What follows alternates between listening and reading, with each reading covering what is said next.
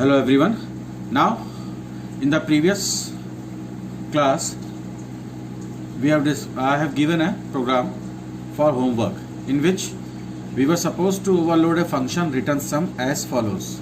So everybody has tried that program and many of you done so many common mistakes. So those things first of all today we will discuss. So the last question was to use return sum method as follows. In the first option we were supposed to receive one argument of integer type and then we have to return the sum of prime digits. Now in the second option we were supposed to receive one argument of string type and returning some of their ASCII codes of all the characters, right? So this was the simple question, but many of you done some common mistakes which today I am going to discuss. So please focus on that first of all.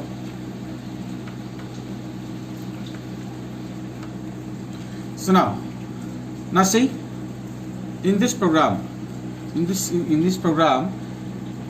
first part we were supposed to return the sum of the prime digit present in a number. So first of all let me tell you one thing. Here we are supposed to extract the digit. So for extracting the digit we can use any loop instead of, like here I have used while, so you can use for also or do while also, that is up to you.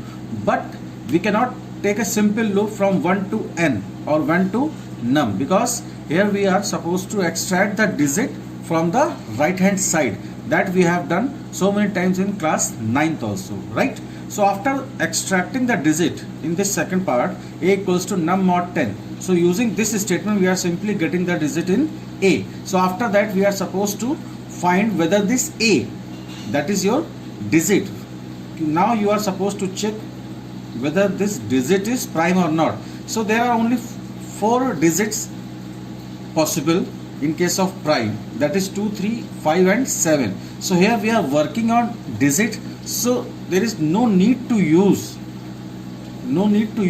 counting the factor of digit. If you want you can do that, that is also correct, but don't think that is the only solution. Instead of that, directly you can put like this, which I have shown you here. If the digit is 2, 3, 5 or 7, that means that's a simple prime digit, and if it is true then we are simply adding them in a variable s, right? And after that we are reducing the number from the right side one by one digit, right? And now after this while loop we are getting the required result in a variable s. So this is the simple working of the first method in which we are finding the sum of prime digit and then returning. So in this if part we can do in one more way, that is like counting the factor of a, then we were supposed to check whether the number of factors are 2 or not, then we'll have to do the sum of the digit. So that's a lengthy working over there, and in this part, in this question actually it's already mentioned you'll have to return the sum of prime digit. So this much is sufficient, and if you have done using that way in which you are using the separate loop from 1 to that digit and then counting the number of factor of the digit, that is also correct, but that's a long working and here it is not required. So now just let's move to the next function. In that we are supposed to return the sum of ASCII codes present in a string, right? So for that the simple loop is required and only one parameter is required. See, in case of function overloading, whenever you are getting a question, whether it is simple home examination or in the board, if the prototype is mentioned you are supposed to receive one parameter or 2 parameter and this and that, so in that case the user, means the student, are not supposed to change the prototype. If you are changing the prototype, that means you are going to suffer and 100% you will miss some marks for that, because that is not allowed actually, right?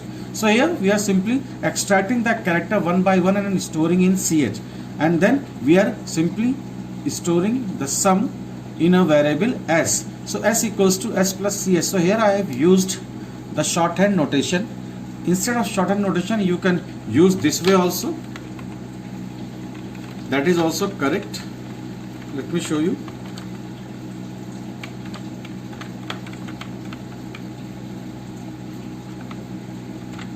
This one is also correct, but that is up to you, because directly when I told you in class 9th also, whenever you are doing some arithmetical operation on character, right?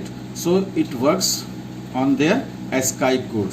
So no need to do this, but if you are using this way, that is also correct.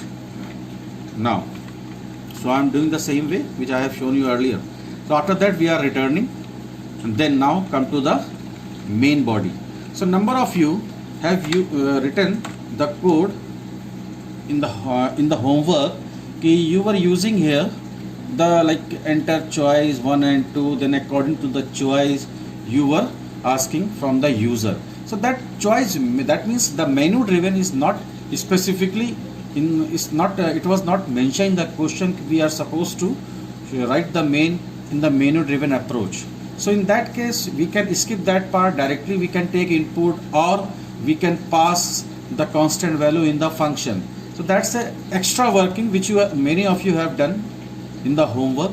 So I think until unless if it is not asked in the question, according to me it's not required to use that long way, right? Because that will definitely kill your time, especially in the board exam. So better to use the simple way without the menu driven approach, or you can pass directly the constant value also. So like this, I have asked from the user enter a string and number and storing in S and N.